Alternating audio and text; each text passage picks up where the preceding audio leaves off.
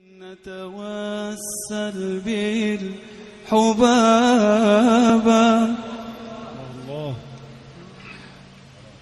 والبتول المستطابة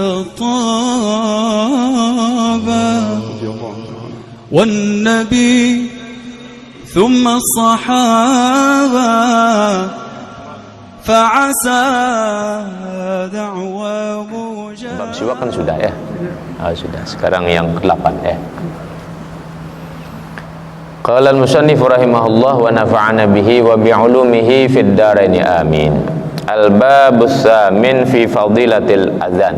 Qala an-nabiy sallallahu alaihi wasallam man adzana lis-salati sab'a sinin muhtasiban kataballahu lahu bara'atan minan nar. Wa qala sallallahu alaihi wasallam man adzana sintai asyrata sanatan wajabat lahul jannah. Ini hadis adalah rangkuman yang dirangkum oleh Al-Imam Jalaluddin bin Kamaluddin As-Suyuti rahimahullah. Tentu berbicara tentang fadilah, keutamaan adalah sebagai harapan setiap kita orang-orang beriman ini.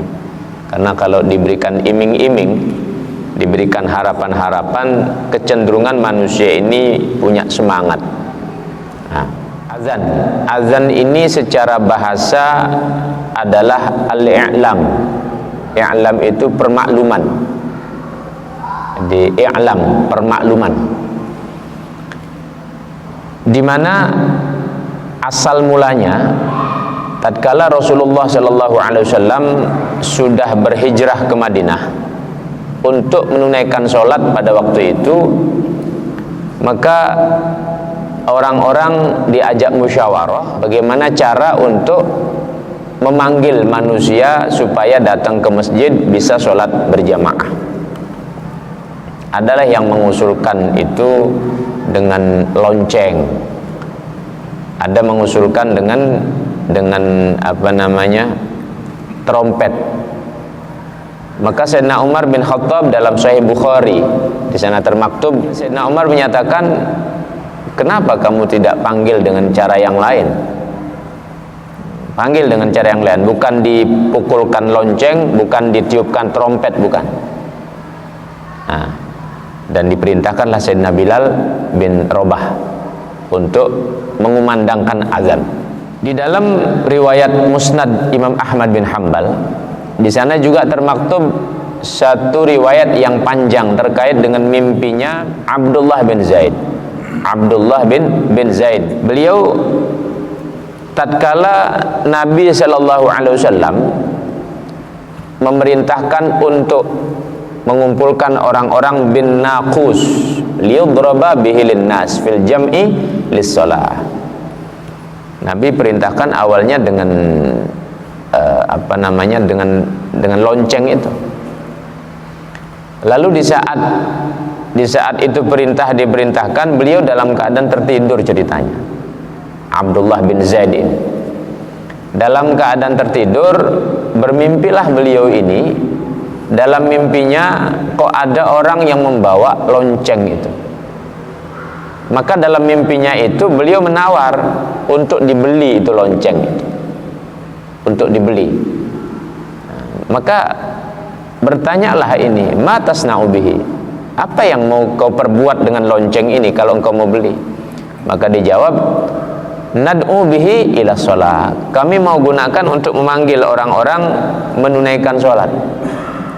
Maka dalam mimpinya itu beliau mendapatkan jawaban, afala adulluka ala ma huwa khairun min dzalika, maukah aku tunjukkan yang lebih baik daripada cara yang engkau inginkan? Faqultu lahu bala, baik, saya mau terima.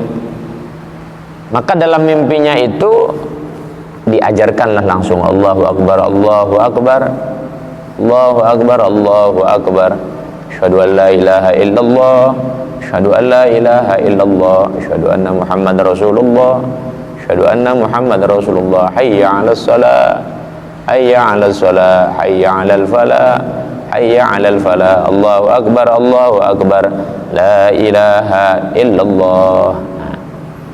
Ini adalah mimpi yang didapatkan oleh Abdullah bin Zaid. Pagi-pagi datanglah kepada Nabi Muhammad SAW, ngadu sama Nabi, wahai Nabi, tadi malam saya bermimpi, kok ada pengajaran kalimat-kalimat untuk saya gunakan, untuk digunakan memanggil orang-orang mengerjakan sholat. Coba kau ceritakan bagaimana sih itu. Maka diceritakan pada Rasulullah dan diucapkan kalimat-kalimat itu. Setelah diceritakan dan diucapkan, Nabi katakan, innaha la ru'ya haqqun insyaallah. Sesungguhnya ini mimpi yang pasti benar. Apabila Allah menghendaki, ini mimpi yang pasti benar. Faqum ma'a Bilal fa'alqi alaihi ma ra'ait. Sekarang kau pergi sana, panggil Bilal itu. Lalu perintahkanlah Bilal untuk azan dan ajarkan kalimat-kalimat ini.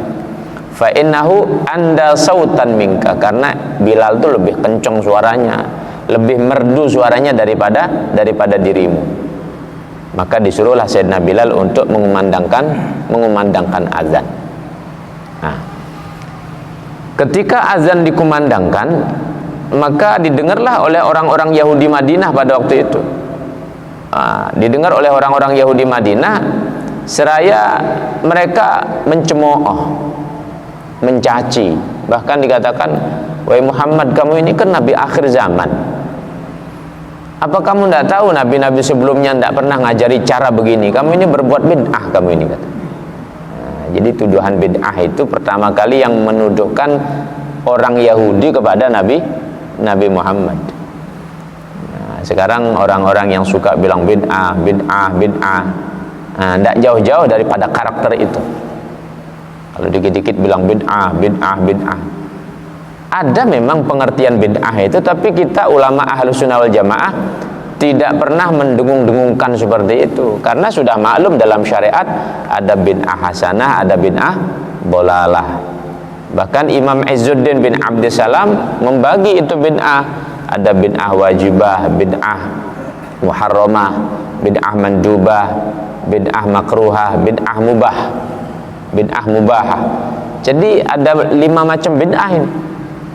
Nah, yang tidak disetujui para ulama itu adalah bid'ah yang dolalah. Itu terkait dengan keyakinan, dengan akidah. Itu bid'ah dolalah. Tapi kalau perkara-perkara yang umum, yang mungkin tidak ada contoh langsung dari Nabi, tapi jika ditarik secara umum makna-makna hadis yang lain masih terkait, maka itu bukan bid'ah dolalah. Nah, saya lanjut. Maka adalah orang-orang Yahudi ini, mereka mencaci, memaki, bahkan benar-benar memojokkan Rasulullah SAW. Tidak ada ini ajaran kita sebelumnya. Ini Muhammad di ngarang-ngarang ini ajaran, kata. Memang orang Yahudi itu sangat tidak suka ya. Dan yang paling tidak suka dengan azan kalau dari kalangan manusia, orang Yahudi. Sampai sekarang sudah ya. Yang paling tidak suka dengan suara azan itu orang Yahudi. Dari zaman Nabi yang pertama mencela azan orang Yahudi. Dari zaman Nabi yang pertama kali mencela azan itu orang Yahudi. Allah berfirman dalam Al-Quran, ya ayyuhalladzina amanu la tattakhidul ladzina takhadu dinakum huzwan wa la'iba. Wahai orang-orang beriman, janganlah kamu mengangkat, menjadikan orang-orang yang mencemooh agamamu, melecehkan agamamu, engkau jadikan sebagai kawan sejati, engkau jadikan sebagai sahabat, engkau jadikan sebagai orang-orang dekatmu. Jangan. Allah tegaskan, jangan kita berkawan dekat dengan orang-orang yang terang-terangan dia mencemooh agama kita. La tattakhidul ladzina takhadu dinakum huzwan wa la'iba. Jadi ini ayat terkait dengan dua orang Yahudi masuk Islam, tapi habis itu munafik dia, menampakkan Islamnya, tapi kemudian dia munafik. Di antaranya kalau tidak salah namanya Suwaid bin Harith. Ada dua Yahudi, dia masuk Islam pura-pura. Nah, adalah salah satu sahabat Nabi ini berdekatan, akrab begitu, sangat akrab sama orang ini. Karena begitu berdekatannya, sangat akrab, turunlah ayat ini. La tattakhidul ladzi ya ayyuhalladzina amanu la tattakhidul ladzina takhadu dinakum huzwan wa la'iba. Jangan berkawan dekat, jangan bermesraan, jangan bersahabat dekat dengan orang-orang yang menjadikan agamamu itu cemoohan, yang menjadikan agamamu itu permainan-permainan. Pada ayat yang lain surah Al-Maidah, Allah Subhanahu wa taala menegaskan idza nadaitum ila shalah itakhaduha huzwan wa la'iba. Apabila kalian memanggil manusia untuk sholat, itakhaduha huzwan wa la'iba, maka mereka orang-orang Yahudi itu menjadikan panggilan itu cemoohan-cemoohan, permainan-permainan. Orang Yahudi bilang ketika muadzin menyatakan hayya 'alas shalah, hayya 'alal falah, oh mereka sudah sholat, kamu jangan sholat, biarin saja mereka manggil-manggil, cuman dengan kalimat ejekan itu. Oh mereka sudah mendapat keberuntungan, kamu tidak usah ikut-ikutan, itu kan keberuntungan menurut mereka, kata. Itu cemoohan itu orang-orang Yahudi. Ini dari zaman dulu sudah ada masalah bab ini ya, sudah ada masalah. Ini ayat turun ada beberapa penjelasan. Yang pertama terkait dengan orang-orang Yahudi tadi, dia menghina-hina, dia mencemooh, melecehkan. Yang kedua terkait dengan orang Nasrani, dia ketika mendengarkan azan maka dia mengatakan khariqal kadzdzab, terbakarlah itu pendusta itu. Khariqal kadzdzab katanya. Yang dimaksudkan kadzdzab itu siapa? Nabi Muhammad, seorang Kristen yang dia selalu mengucapkan kalimat tersebut. Tapi Allah balas langsung ya. Ini saya baca dalam tafsir Baghawi. Riwayat sababun nuzul ayat ini itu saya baca dalam tafsir Al-Baghawi. Nah, di mana dia punya budak, punya pembantu. Satu malam pembantunya ini bawa lilin, cerita bawa api. Masuklah ke rumahnya untuk penerangan ke rumah orang yang menyatakan khariqal kadzdzab, terbakarlah si pendusta, yang dimaksudkan Nabi Muhammad. Nah, tidak dirasa malam-malam tiba-tiba itu tersenggol, akhirnya terbakar sak rumahnya, matilah dia, sak keluarganya mati, karena dia mengungkapkan kalimat yang tidak pantas. Khariqal kadzdzab, terbakarlah pendusta ini. Dialah yang terbakar jadi. Nah, ini diantaranya sebab kaitan dengan ayat ini. Nah, kemudian ada lagi riwayat yang lain. Tatkala kumandangan azan ini dikumandangkan, didengarkan oleh orang-orang kafir pada waktu itu, dia menyatakan, apa tidak ada panggilan lebih baik daripada suara kambing, katanya. Jadi perbandingan itu sudah ada, tapi dulu perbandingannya kambing. Kalau yang kemarin rame ini kan perbandingannya anjing ya. Kalau yang dulu itu perbandingannya kambing. Al-anzu, kalimatnya al-anzu. Dalam tafsir sababun nuzul saya baca seperti itu. Dulu kambing, kalau sekarang anjing diperbandingkan. Nah, ini maka jadi apa? Jadi rame betul jadinya ya. Karena memang sejarah itu berulang. Sejarah itu berulang itu. Nah, sehingga diturunkanlah ayat tersebut. Kalau sudah tahu begitu, janganlah kau jadikan orang-orang yang mencemooh, melecehkan, mempermainkan agamamu, jangan berkawan sama dia. Ya jangan bela-bela juga, apalagi membela ya. Berkawan saja jangan. Apalagi sampai bela-belaan. Sudah tahu salah kok main bela-belaan ya. Nah, jangan seperti itu. Allah kasih pelarangan di sana. Nah, baik. Kemudian dalam ayat yang lain Al-Jum'ah, Allah menyatakan idza nudiya lis-shalah min yaumil jum'ah fas'au ila dzikrillah. Kalau engkau diseru, dipanggil untuk menunaikan sholat pada hari Jumat, fas'au, maka bersegeralah kalian. Sa'i itu artinya lari-lari kecil ya, maksudnya cepat-cepat begitu. Fas'au ila dzikrillah, cepat-cepat engkau datang berzikir kepada Allah. Zikir di sini ada dimaksudkan segera menunaikan salat Jumat. Ada menyatakan segera lakukan khutbah, segera. Jangan tunda-tunda kalau memang tidak ada uzur. Nah, fas'au ila dzikrillah wa dzarul bai', tutup itu warung-warung, tutup. Yang punya toko tutup dulu. Jangan dibuka terus. Jumatan dulu begitu. Nah, fa dzakarallahu azza wa jalla al-adzan lis-shalah wa dzakara yaumul jum'ah fa kana bayyinan wallahu a'lam. Maka Allah menyebutkanlah azan ini, dan juga Allah menyebutkan tentang sholat. Ini semuanya sebagai penjelas bahwa azan ini fungsinya untuk sholat memang. Nah, pertanyaannya, yang dipanggil di saat azan itu siapa? Apakah yang dipanggil itu Allah atau yang dipanggil kita manusia? Yang dipanggil siapa? Manusia. Allah tidak perlu dipanggil ya. Nah, maka Nabi Muhammad SAW menegaskan, kenapa Sayyidina Bilal yang ditunjuk? Sayyidina Bilal ini suaranya kencang. Ketika Fathu Makkah, beliau naik ke atas Ka'bah, azanlah di sana. Kencang suaranya. Maka kalau kita baca dalam kitab Imam Syafi'i, di sana ada penjelasannya Imam Syafi'i.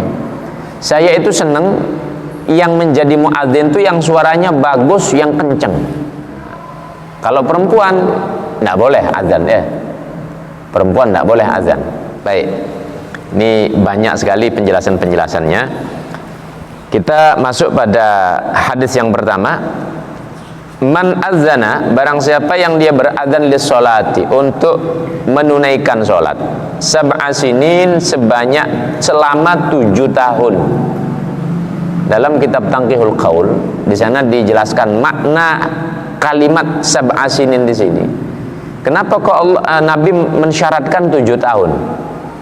Setiap satu amal manusia itu berlipat 10 kan begitu. Setiap satu berlipat 10. Keumuman umurnya manusia, keumuman ini, umumnya 70 ya. Kalau sekarang cepet-cepetan mati ya karena mungkin pola makan, ada yang stroke, macam-macam. Tapi yang di kampung-kampung masih panjang-panjang umurnya ya. Kalau di perkotaan ada yang 50 sudah mati, 40 sudah mati ya. Mungkin pola makannya ya, tapi semua ada takdirnya. Cuman kita bicara sebab.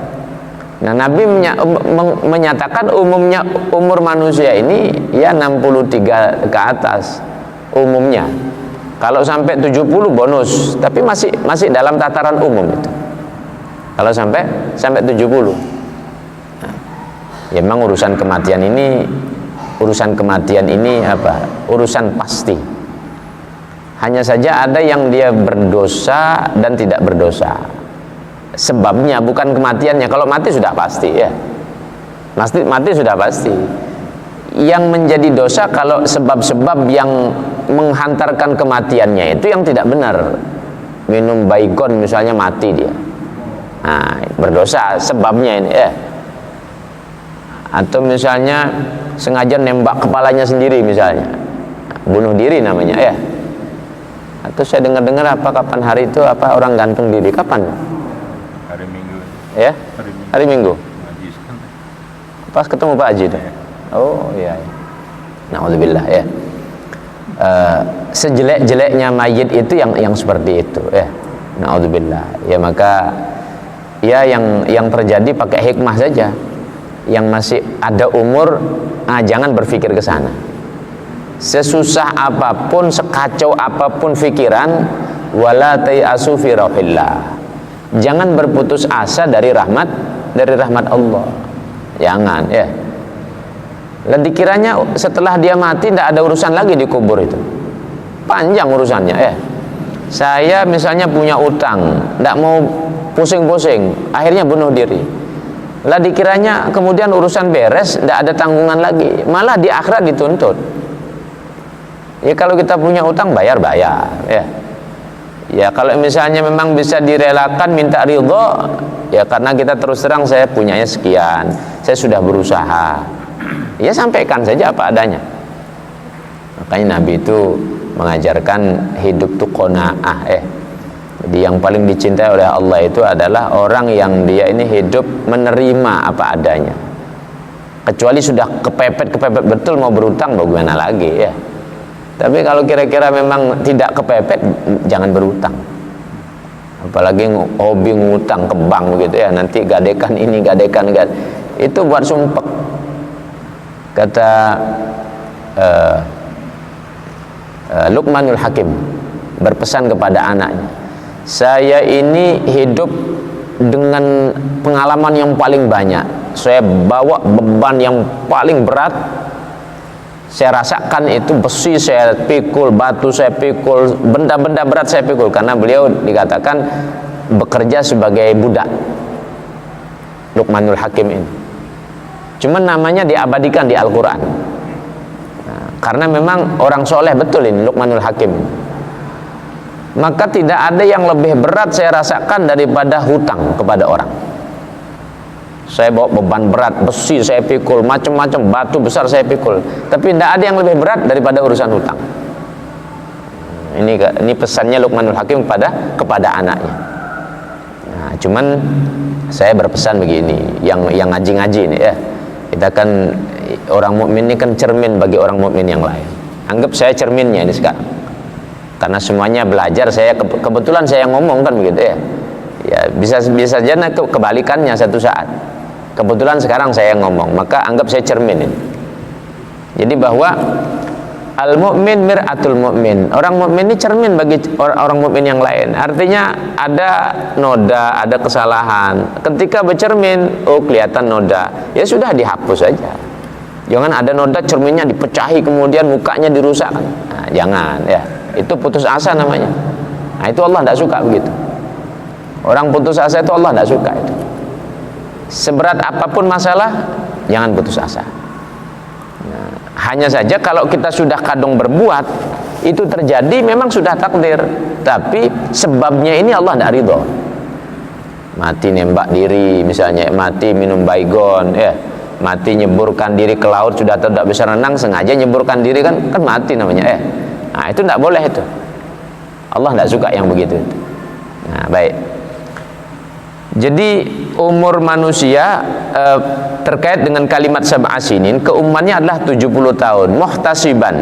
Nah, ketika dia berazan 7 tahun, di 1 tahun dilipat gandakan 10, maka 7 kali 10 menjadi 70. Anggap dia ini 7 tahun saja istiqomah jadi muadzin, muhtasiban, karena mencari ridhonya Allah. Kataballahu lahu bara'atan nannar, maka Allah pastikan terbebas dari neraka. Jadi muadzinin tidak ringan Pak, tidak kecil pahalanya ya, besar pahalanya. Yang penting istiqomah. Maka kalau bisa rebutan orang jadi muadzin ya. Kalau bisa rebutan. Nah, cuman kalau kira-kira suara agak cempreng-cempreng jangan ya. Kalau suaranya agak cempreng jangan. Nanti orang tidak tertarik nanti ya. Ini kalau masjid-masjid besar ya. Tapi kalau musola di rumah tidak apa-apa. Mau sholat di rumah misalnya pas sama istri berjamaah, ya azan saja. Tidak apa-apa azan ya. Nah, tetap sunnah untuk sholat 5 waktu, tetap sunnah azan. Walaupun kita sholat di jalan, perjalanan musafir, di laut misalnya, tetap saja sunnah azan. Jadi azan ini hukumnya sunnah. Wa qala sallallahu alaihi wasallam man adzana sintai asyrata sanatan, barang siapa yang berazan 12 tahun wajibat lahul jannah. Ini lewat dari keumuman. Orang-orang dulu mungkin masa buyut-buyut kita lah ya, kan masih ada umur 100 kan ya, masih ada 120, 130 mungkin masih ada buyut-buyut kita. Tapi ya kalau yang sekarang ini ya mungkin 80, 90 lah masih ada. Cuman yang sebelum-sebelumnya ada itu sampai 120, 130. Kalimatnya di sini adalah sintai asyrata sanatan, 12 tahun. Azan muazin selama 12 tahun. Istiqomah dia, tidak pernah putus. Subuh dia azan, zuhur dia azan, asar dia yang azan, maghrib dia azan, isya dia yang azan. istiqomah 12 tahun. Kalau bisa istiqomah berarti dia benar-benar bisa ngatur waktu ini. Kalaulah masalahnya muncul berikutnya, saya ini bekerja di perusahaan, di pabrik, di supermarket atau di mana, tidak bisa. Ya, itu kan lain alasan, tidak terkait langsung dengan alasan bab ini. Itu kan alasan kita. Namun bagi orang-orang yang ingin mencari keutamaan ini, ya syaratnya 7 tahun atau 12 tahun. Terus jadi muadzin. Tidak pernah putus. Maka Nabi SAW menyatakan wajabat lahul jannah, wajib dia masuk surga, wajib dia masuk surga. Jadi jangan diremehkan amalan azan ya. Jadi muadzin ini jangan diremehkan. Tampaknya biasa-biasa, tapi muadzin ini kan memanggil orang supaya sholat kan begitu. Sekali lagi bukan manggil Allah. Allah tidak perlu dipanggil. Yang dipanggil itu kan kalimat panggilan yang mana? Hayya 'alas shalah. Ayo kita sholat, kan panggilannya di sana. Hayya 'alas shalah, hayya 'alal falah. Itu kan panggilannya kan di sana itu. Kalau Allahu Akbar itu mengagungkan Allah. Syahadu an la ilaha illallah, persaksian kita bahwa Allah itu adalah Tuhan. Persaksian Nabi Muhammad adalah nabi akhir zaman kan begitu. Nah, panggilannya kapan? Hayya 'alas shalah. Kita dipanggil ini. Kan manusia yang dipanggil. Maka dikatakan dalam Sahih Bukhari, idza nudiya lis-shalah adbara syaitan wa lahu duratun hatta la yasma'al adzan. Kalau sholat itu sudah diazan dikumandangkan, orang dipanggil untuk sholat, setan tuh lari dia, terbirit-birit itu, sampai terkentut-kentut dia. Karena takut mendengarkan suara azan, takut dengar suara azan. Nah, dan dikatakan dalam kitab Ihya Ulumuddin ada satu riwayat juga, orang kalau azan sejauh suaranya terdengar, maka sejauh itulah Allah akan catat nilai pahalanya dan menghapus dosa-dosanya. Seberapa banyak itu suara apa yang dilewati suara itu, hewan-hewan, benda-benda baik yang mati ataupun yang hidup, seberapa banyak itu mendengarkan, sejauh itulah dia diampuni dosa-dosanya. Dan sebanyak jumlah jin manusia yang dengar, besok hari kiamat itu jin manusia bersaksi bahwa dia ini sudah memanggil, sudah mengingatkan manusia untuk beribadah kepada Allah Subhanahu wa taala. Ini keutamaan muadzin ya. Dahsyat betul keutamaan muadzin ini. Maka jangan diremehkan ini amalan ya. Nah, cuman masalahnya begini. Kalau suaranya lirih-lirih, nanti dikecil-kecili. Orang kalau pas tidur tidak dengar dia. Maka dikencengi sekalian begitu ya. Dikencengi sekalian. Jadi ngadep sana, ngadep sini, kalau pakai pakai corong, pakai toa itu ya. Nah, itu kan yang sini pojok sini, biar semuanya kena. Nah, karena kalau angin berhembus ke barat misalnya, nanti yang ke timur tidak kena dia. Nah, pas lagi capek-capeknya yang sebelah timur masjid misalnya, suara azannya ke sana, nanti protes dia, saya kok tidak dengar azan, tidak ada azan gitu. Nah, kan protes dia. Nah, maka kencengi sekalian suaranya itu. Tidak usah lirih-lirih ya. Dan setan lari terbirit-birit itu kalau dikencengi suaranya itu. Baik. Wa qala sallallahu alaihi wasallam man adzana khamsa shalawatin imanan wa ihtisaban ghufira lahu ma taqaddama min dzambih.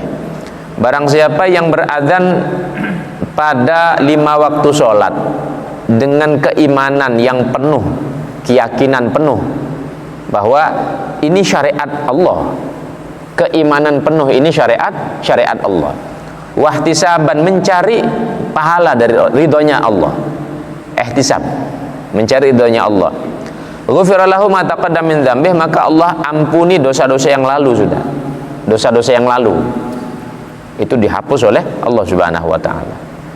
Jadi kalau kita merasa banyak dosa-dosa, sering-sering saja jadi muadzin ya. Bila perlu minta sama takmir, tolong saya yang menjadi muadzin. Tidak apa-apa sudah, tidak ada upah-upahan misalnya ya. Karena kalau di perkotaan tuh main upah-upahan. Kalau tidak diupah tidak ada yang azan juga. Jadi kalau tidak diupah kan tidak ada yang azan ya. Begitu memang di perkotaan. imam pun sama juga. Akhirnya di mana-mana terbiasa jadinya. Makanya ulama itu sudah dipersiapkan dulu perangkatnya, hukumnya sudah disiapkan. Kalau nanti terjadi yang macam seperti itu, maka ada perbedaan pendapat antara Imam Maliki dan Imam Syafi'i. Jadi ada yang mengharamkan itu kalau azan nanti minta upah, diharamkan. Ada yang mengharamkan, tapi ada juga yang membolehkan. Apa dasar pertimbangannya? Kalau memang nanti akhir zaman benar-benar orang tidak ngerti agama, tidak mau azan, siapa yang azan nanti kalau tidak diupah? Kalau hanya diupah baru dia mau azan, ya tidak apa-apa diupah. Yang penting syiar agama berjalan, kan begitu ya. Sama dengan nuntut ilmu begini. Imam Syafi'i menyatakan besok di akhir zaman itu sumurnya yang mendatangi timba. Dulu timbanya datang ke sumur, kan begitu ya. Tapi akhir zaman nanti sumurnya datang ke timbanya. Nah, apakah sopan begitu? Nah, kalau misalnya kita bicara sopan-sopanan, agama tidak berjalan nanti. Agama tidak berjalan ya. Kalau kita bicara sopan-sopanan, maka para ulama-ulama sudah paham bab ini. Adalah diundang pakai telepon saja. Pak Kiai tolong ngisi ada kegiatan, tolong datang. Main telepon-teleponan biasa-biasa aja gitu ya.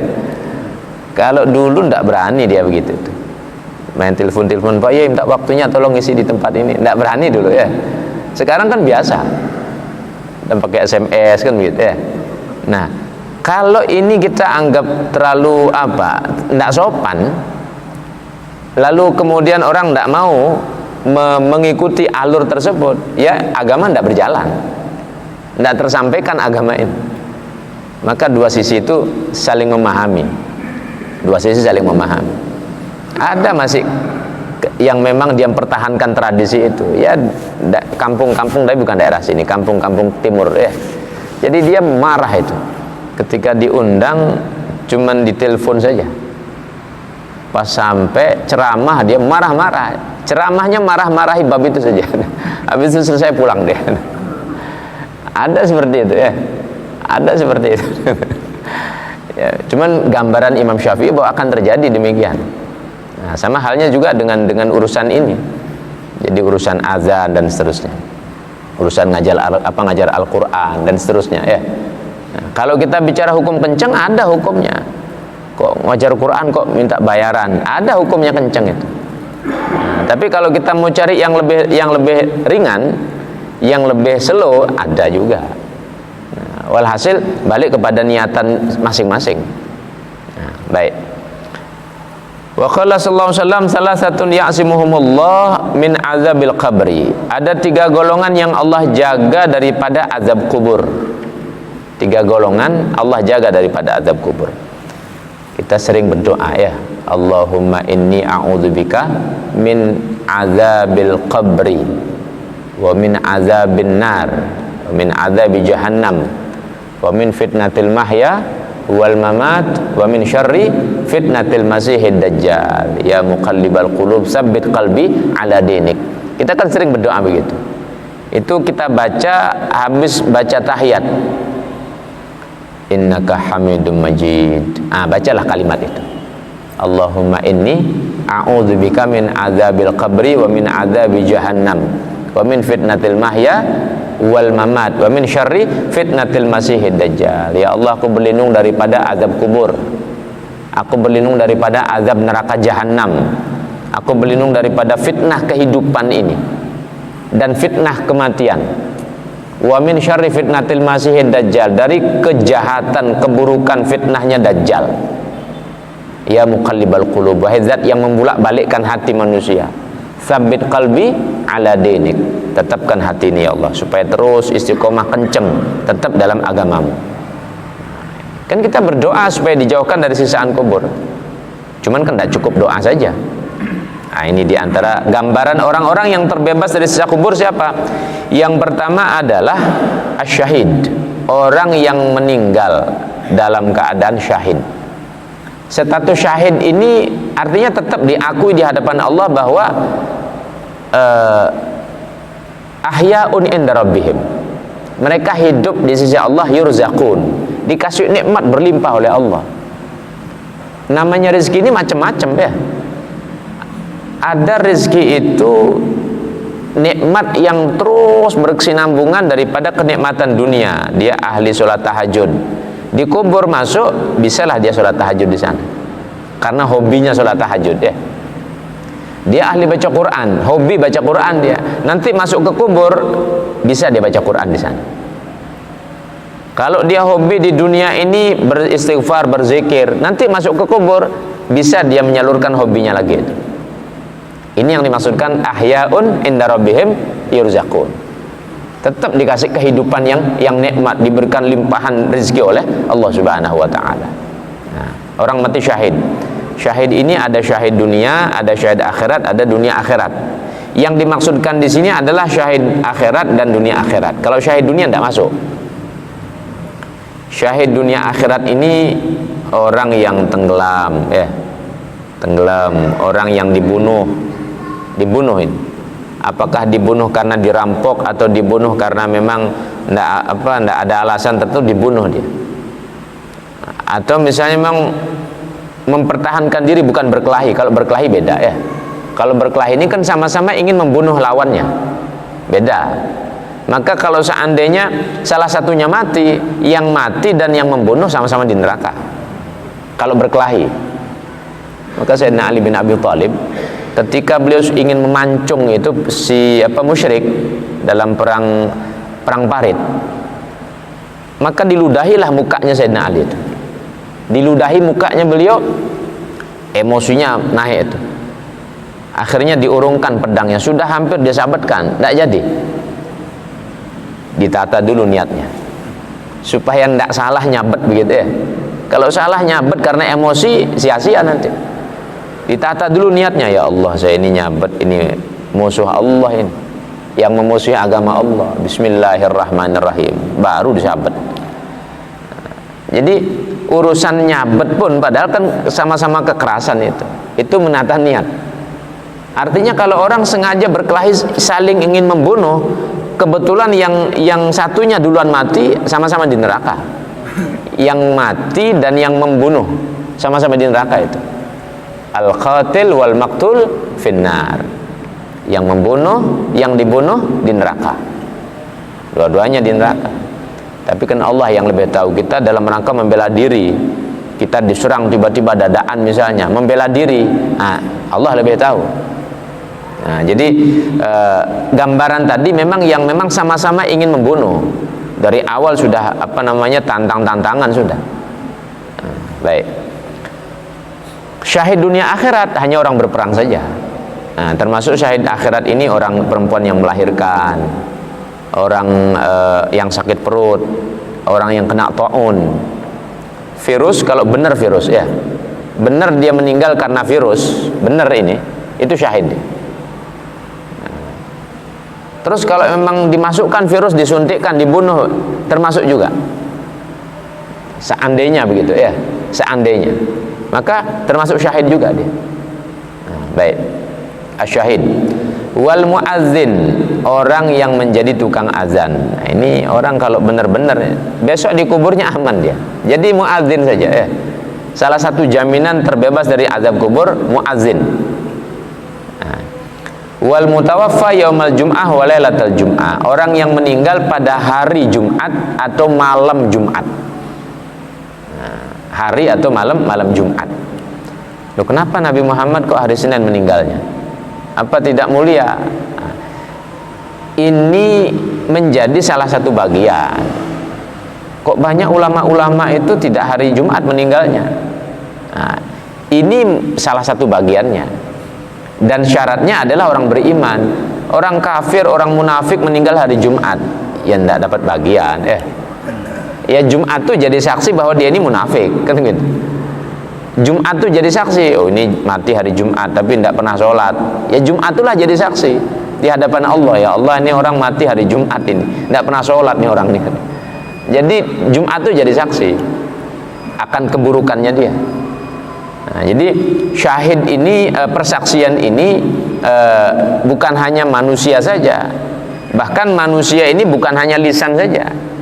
Bahkan tangan kita pun juga bersaksi, kaki kita bersaksi, kan begitu. Nakhtimu ala afwahim wa tukallimuna aydihim wa tashhadu arjuluhum, kan begitu. Jadi mulut disumpal, yang tanganlah bicarain, kakinya menjadi saksi. Apa yang kita perbuat, mereka ini jadi saksi. Mulut kita tidak bisa ngomong lagi, mau ngomong apa? Tidak bisa, disumpal oleh malaikat. Tidak bisa kita mau berbuat macam-macam lagi. Nah, baik. Wa qala sallallahu alaihi wasallam law ya'lamun nas ma fin nida was-saffil awwal. Nabi menyatakan seandainya manusia ini mengetahui fadilah keutamaan yang ada di dalam panggilan Allah tadi, an-nida maksudnya al-azan, panggilan azan, was-saffil awal dan saf yang pertama, semalam yajidu, kemudian dia tidak mendapatkan itu bagian, illa an yastahimu alaihi lastahamu, kecuali harus diundi. Coba diundi, siapa yang keluar, dialah yang di sana. Seandainya hanya dengan cara itu, lastahamu, maka dia pasti akan lakukan pengundian. Walau ya'lamuna ma fit tahjir, seandainya orang mengetahui keutamaan tahjir. Tahjir itu takbiratul ihram pertama, keutamaan takbiratul ihram pertama, lastabaqu ilaihi, maka dia akan berlomba-lomba ke sana. Walau ya'lamuna fil atamah was subuh la atauhuma walau habwa, seandainya orang tahu keutamaan fadilah sholat isya atamah dan fadilah sholat subuh, maka dia akan datang walaupun merangkak dia. Fadilah sholat berjamaah isya dan subuh. Nah, ini diantara keutamaan. Maka kalau kita bicara bab seperti ini, memang untuk menjadi pemompa ya, motivasi, pendorong untuk supaya kenceng kita melakukan ibadah itu. Wa qala sallallahu alaihi wasallam, ini banyak hadisnya ini ya. Coba mungkin saya tambah satu lagi.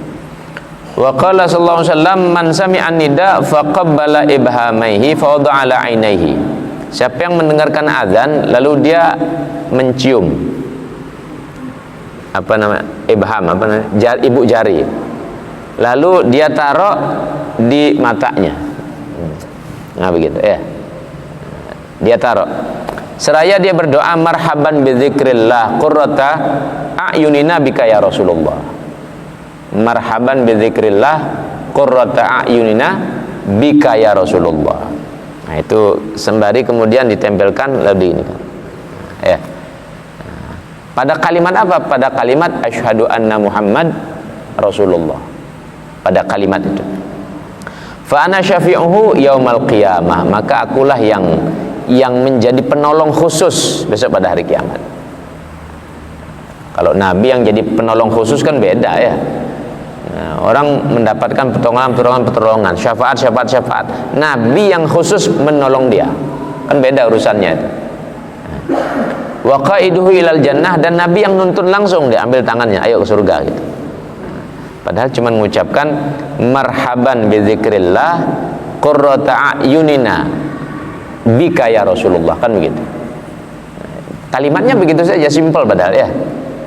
Kan simpel sekali kalimat. Kita baca, tapi kalau benar-benar kita baca lalu ditempelkan, ya sudah sebegitu saja. Bahkan ada orang kalau dulu ya, kiai-kiai ngajarkan ini doa kalau orang sakit mata, kita tempeli ludahnya, baca ini kalimat. Marhaban bi dzikrillah qurrata a'yunina bika ya Rasulullah. Nah, disentuhkan, kasih ludah, kemudian diusapkan dia. Nah, insyaallah bisa sembuh itu penyakit mata ya. Nah, ini keutamaannya.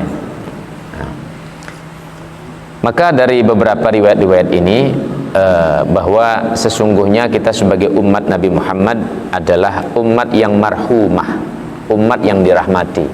Begitu banyak amalan-amalan, keutamaan-keutamaan yang kalau kita laksanakan sebenarnya kayaknya tidak mungkin kita masuk neraka ya, karena begitu banyak pintu amal tuh. Tapi kok ternyata masuk neraka, ya berarti kita yang benar sendiri ya, kita sendiri yang berarti memang nakal ya.